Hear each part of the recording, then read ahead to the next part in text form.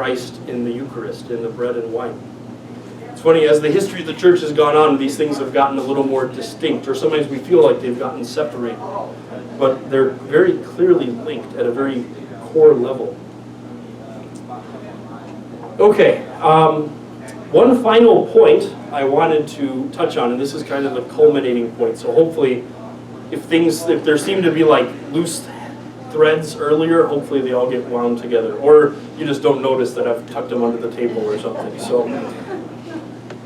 So how do we think of Mass? Let's put aside the missionary thing for a minute. How do you envision Mass in a very practical way? What does it mean for your daily life? And I'll start us off. One thing we call Mass is a meal, right?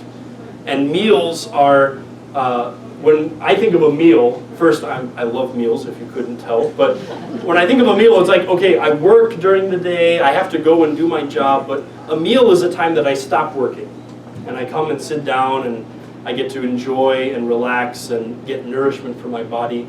So then, when I think of Mass as a meal, I kind of apply that thinking there. Like spiritually, it's me stopping, it's being nourished, it's being filled up.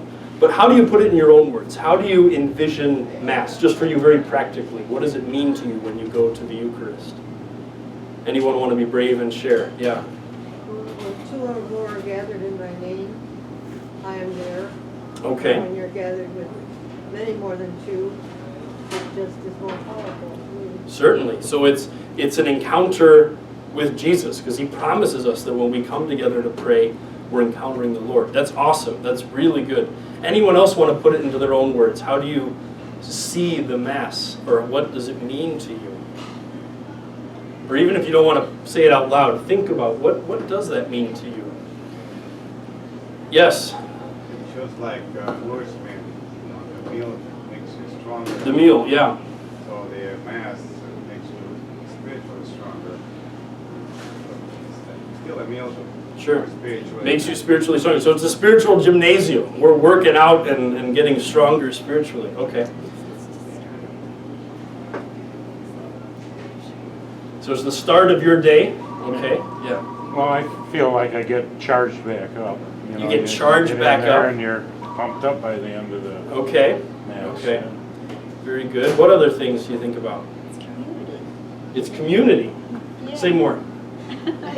It's getting in touch with people around you. It's embracing the community and being a part of it. Getting in touch with the people around you, exactly. And that's a beautiful dimension of Catholics, of the Catholic faith. We don't ever take the position of, Jesus is my personal Lord and Savior. Like, I just have a personal connection to Jesus. I hope you have a personal connection. But we never let that be the trump card. Like, it's just me and God, and I've got my salvation, and I hope the rest of you get it figured out. In Catholicism, the community is very important. We're not saved as individuals. We're saved as the people of God. It's very biblical. God doesn't just save individuals. He saves the nation of Israel, God's people.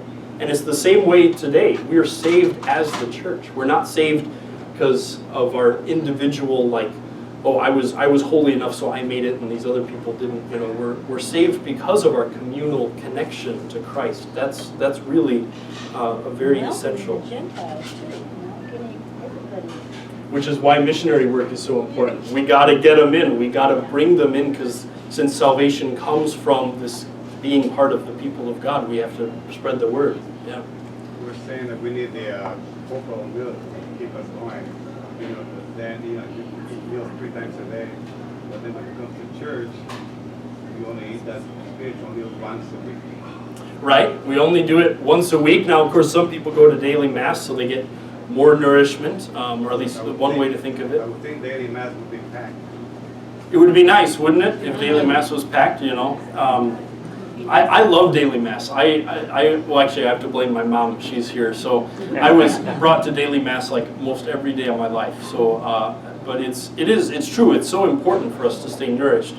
Any other final ideas? Sometimes, this is my own imagining it, sometimes I feel like Mass is like the pit station. Like we're driving in the race of life and we need to pull into the pit and get tuned up and get ready, and then we get back out to the race, right? So all these are good things.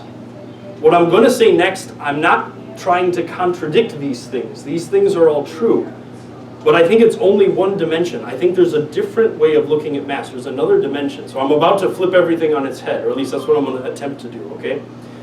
We think of Mass as like I'm getting nourished, or I'm getting strengthened, or I'm getting connected to my community, and the result is I come out of Mass better, and now I can go and do the real work of being a missionary or being a disciple or being Christ in the world. I think it might be helpful to think about it the other way around, and this is what I mean. So in the Catechism, it says, as often as the sacrifice of the cross by which Christ has been sacrificed is celebrated on the altar, the work of our redemption is carried out. So it's saying, as often as we celebrate Mass, the work of redemption, and that's, as far as I know, the most important work in the world, the work of redemption is being carried out when we celebrate the Mass. And also, another way it's put, there's many saints that have talked about how that being at the Mass, in one sense, is the most real thing we do. When we are praising God, when we are receiving God, when we are trying to allow ourselves to be transformed into Christ, like we said in that post-communion prayer on 2 Sundays ago. I don't know if you heard it at Mass, but the priest said, Lord, we ask you, essentially paraphrasing it, to transform us into what we have consumed. Essentially, it's like, spiritually, you are what you eat. We're eating Jesus because we're hoping to be transformed into Jesus. So the Mass is actually when we are most fully alive. When we are being transformed into God, when we are living that connection with God, that's actually like the most real sort of experience. And then the rest of our lives really should revolve around getting back to that experience again. Because another thing the saints have said about Mass is a little window into heaven. Because ultimately, eternity with God is eternity with the community. It's eternity with all the saints. It's praising God. It's being fully alive in the Spirit. All of our needs are taken care of. There's no more hunger. There's no more pain. There's no more suffering. All the corporal works of mercy actually cease to exist because they've all been completed. So in one sense, it's not that like Mass is like our little charge station and then we live the rest of our lives in this world. It's almost like the reverse. The Mass for a Catholic is what's most real or most important. And then the rest of our lives should be leading us to doing the Mass better. And then when we reread St. John Chrysostom's, I'm not going to reread them literally, but those quotes I said earlier where he came down really hard, like you're neglecting the poor, you're not helping the people in need.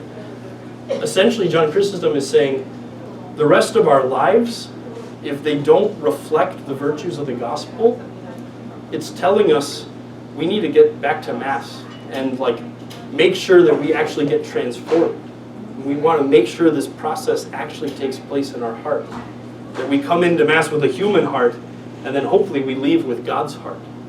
Because if we leave with God's heart, then the corporal works of mercy, the spiritual works of mercy, that's going to flow naturally, right? If we truly get it, and you can tell in the saints, the Mother Teresa's or the St. Francis Xavier's or all those different saints, that it just flowed out of their being. And I think it's because the Mass, the sacraments of the Church, had transformed them.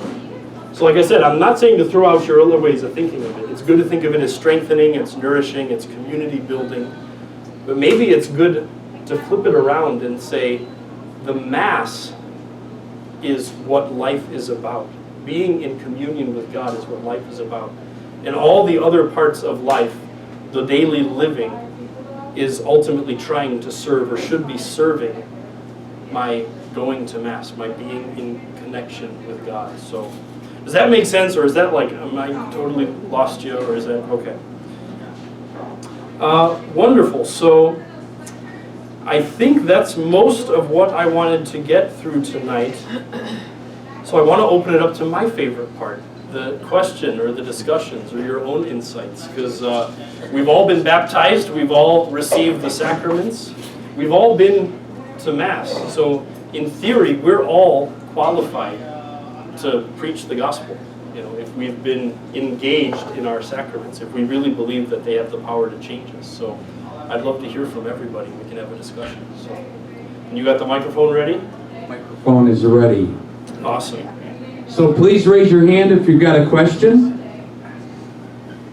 There's got to be some, I'm sure, right? I'm going to cry myself to All sleep right, tonight. here we go. No. Just want to make sure that everybody speaks directly into the mic as you see me doing. That way everybody's able to hear. Being that the corporal works of mercy are so important Uh-huh. as a church community, I feel there's so much difference between churches. I know I've seen some bulletins where they have 3 or 4 activities, to do with the community. They have a free breakfast or free dinner or some missing the ball, all that. But then some churches there's almost nothing, or it's left up to 4 or 5 individuals to carry like some missing the ball or the pantry or something like that. Should that be a main focus on the church as a whole community? Thousands of people belong to it. But maybe only 3 or 4 actually carrying that task of corporal works of mercy. Okay. Yeah, so did everyone hear the question? Yeah. Okay. It's a multifaceted question, so I'm going to answer in a couple parts, and just also to make sure I understood the question. So first, you asked why do so many churches look different, right? Some churches have a lot of things going on, some have very little, some seem to have a whole group of people that are doing the corporal works of mercy. Other churches it's 3 or 4, like you said. So my first response is, our churches shouldn't all look identical, because our lives are not all identical, right? Different communities are facing different sorts of struggles. So that's one thing. So it's never always going to be monolithic. We can just take a stamp and say, this is the ideal Catholic community, everyone should look like this. But in another sense, I think it's totally, definitely a real reality that we're all sinners, right? We're not always perfect. So it's also very possible that some communities are doing this better than others due to human sinfulness or due to our lack of cooperating with the gospel, or maybe some of the unwillingness to transform parts of ourselves. So that's also reality. So it's both and. In one sense, it's good that we're not all identical, but it's fair to say that there are definitely times or groups or places or communities that do it better or do it worse. Of course, the good news is that God's a merciful God. So even if we've been messing it up forever, we can always change. There's always the chance to improve and do better. But I think that's a reality we have to face, that sometimes we don't cooperate. And did that fully answer your question, or was there another part of the question? Okay. Now, the one thing I will say, though, there is one ideal that we should be stamping in every place, and that gets back to the idea that Mass is a window into God, and it's a window into heaven. Last I checked, heaven's the same everywhere. It's not like that when I die, I'm going to go to priest heaven, and someone will go to Polish heaven, and someone will go to this heaven.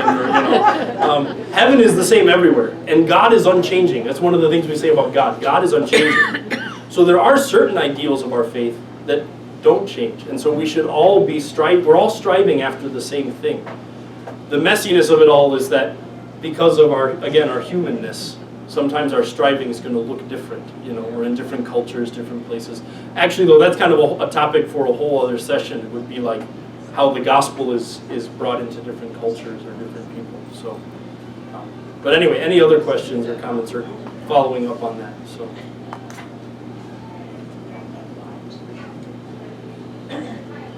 Everyone's so quiet, aren't they? I know. They shouldn't be that quiet. Raise your hands. Come on. Any other thoughts or questions? Oh, I'm going to cry myself to sleep tonight. Oh, again in the back. There we go. Someone's helping me. This gentleman's going to take care of it for us. Thank you for your help. The first thing I think when I die, I'm not at the doors of heaven, hopefully, God will ask what you just said a while ago. did you feed me when you saw me? I was not in church. Did you go to church? Sure. Or did you feed me outside? You know, when I was standing at a corner somewhere asking for food, or when I didn't have any clothes on, like my kids didn't have any clothes to go to school or for lunch money. I think, should that be the first thing we think about it?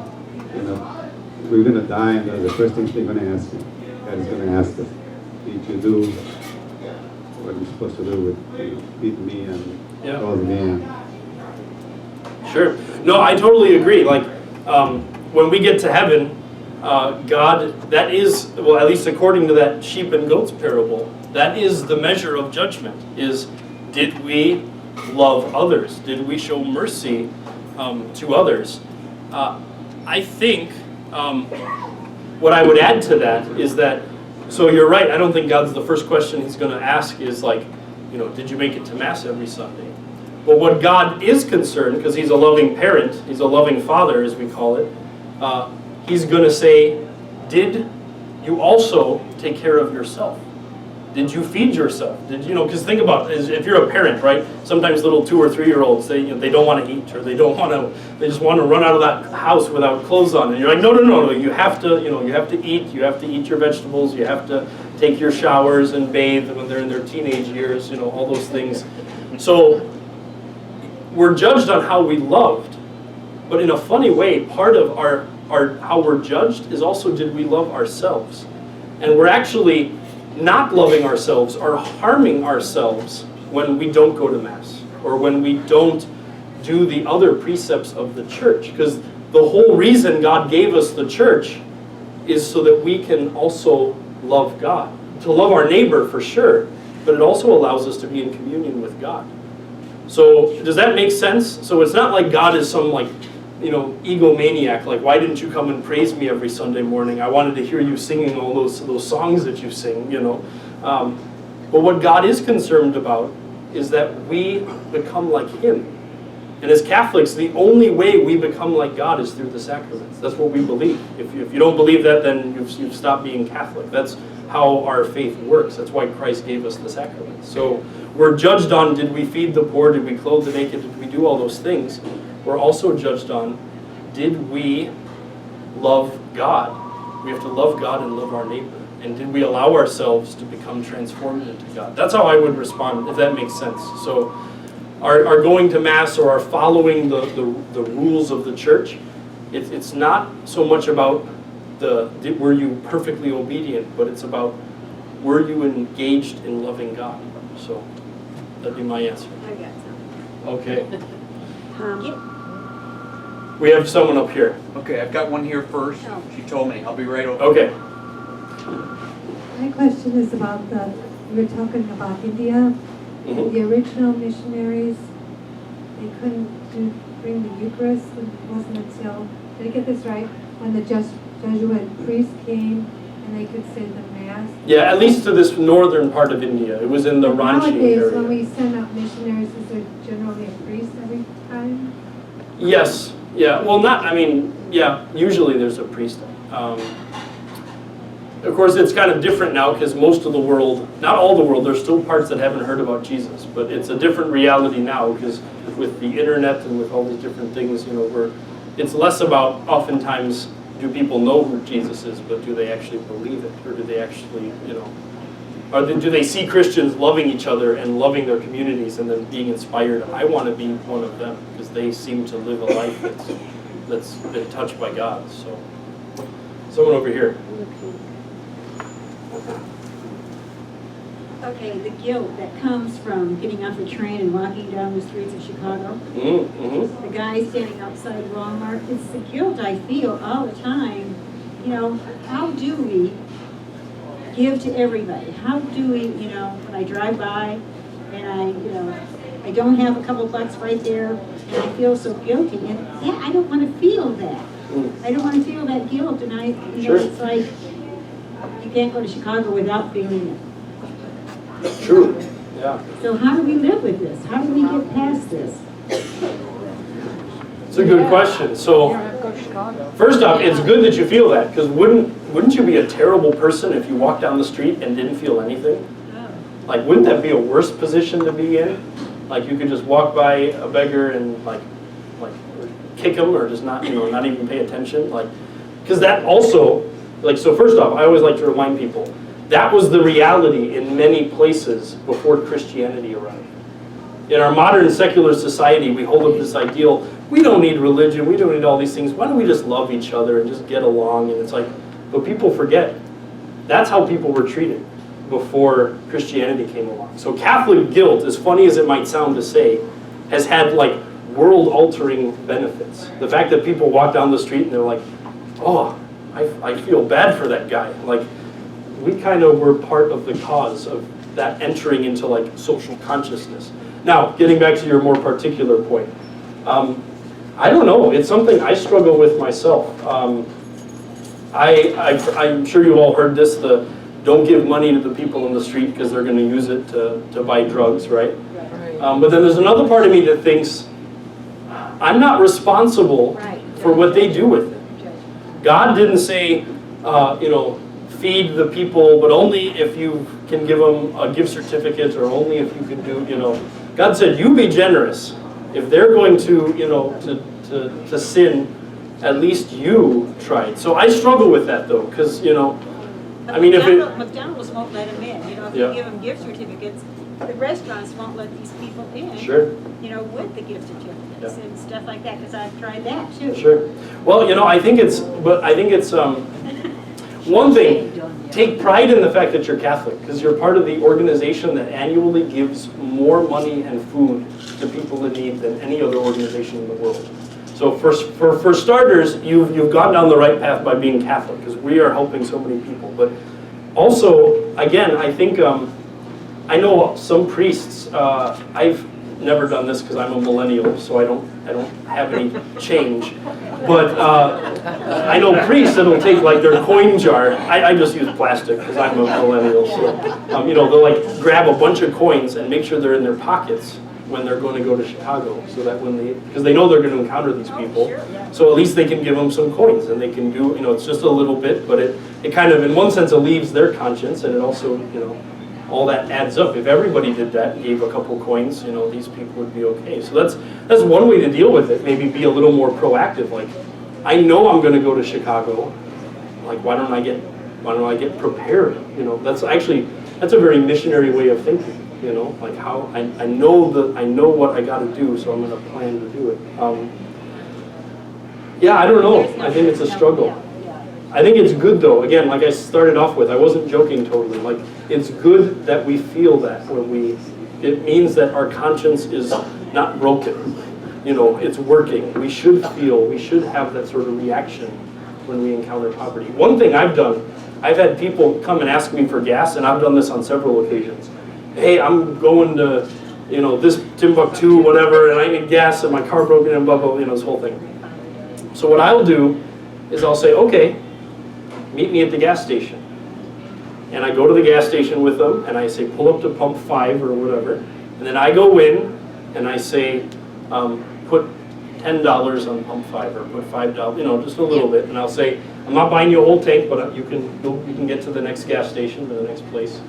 And then I have the confidence that I've helped someone, and also I have the confidence that they're using it for the good. They're not going to take that money and go, And plus, the two funny things is, even if they aren't really going anywhere, I don't mind buying someone a couple gallons of gas. And then the other funny thing is that everyone started doing this.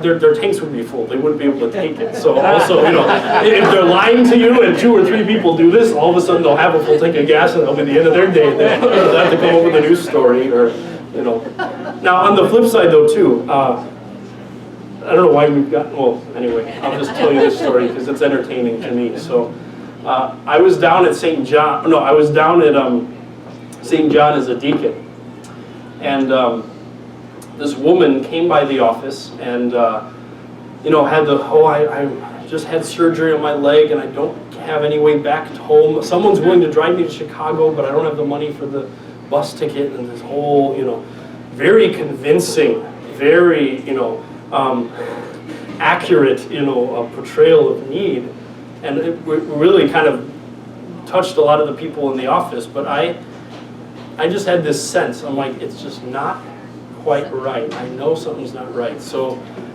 we ultimately sent her away, and actually partially because what we told her is, because that was true. In St. John, we had an agreement with the police department that they could go to the police department, they could give them food, or they could put them up in a hotel, and then they would send the bill to the parish. So if they were really willing to go to that, we will foot the bill. You know, it was kind of like a safety net. But so of course she didn't do that. But then I got a call 2 or 3 weeks later from a friend of mine who was at Holy Spirit in Winfield. And he's saying, "Oh, Greg, we had such a beautiful experience. This woman came who was in such need. She needed a mega bus ticket and you know, blah blah blah. And we felt so sorry for her. So we sent her with the money, and we also gave her food. And the whole community was so overjoyed we helped someone." And I said, "Oh, was her name Wendy Johnson?" What? Yeah, I know who you're talking about. Then the story is the 3rd chapter. A month ago, so this happened several years ago. A month ago in my new assignment, I was sitting in the office. The secretary came in to see me, said, "Father, there's a woman in church. She says she really needs to talk to a priest or to somebody. She's in big trouble." So I walk into church. It's Wendy Johnson. I ruined her day. And she first tried to play it off like she didn't. She tried to play it off like she didn't recognize me. And I called her. I'm like, "Okay, Wendy, I know who you are." Like, and then she got out of the church real rude. And the funny thing is, we have a food pantry at St. James. So I told her, "Wait here. I'll still give you food, even though I know what you're about. We can, you know, there's no harm in." So I went to. She already got out of town. Maybe she thought I was going to call the police or something. I don't know. But but anyway, so it's funny. So you have to. So it's a real thing, though. There aren't con artists out there. So we have to be generous, but we also. What did Jesus say? Be as innocent as lambs, and as cunning as serpents, or as foxes or wolves. There's different translations. Yeah. So I'll say though, I personally want to err on the side of being too generous. Because if I get before God, I'd rather say, "Look, I gave money to the wrong person," rather than saying I didn't give money to the person who really needed it. You know.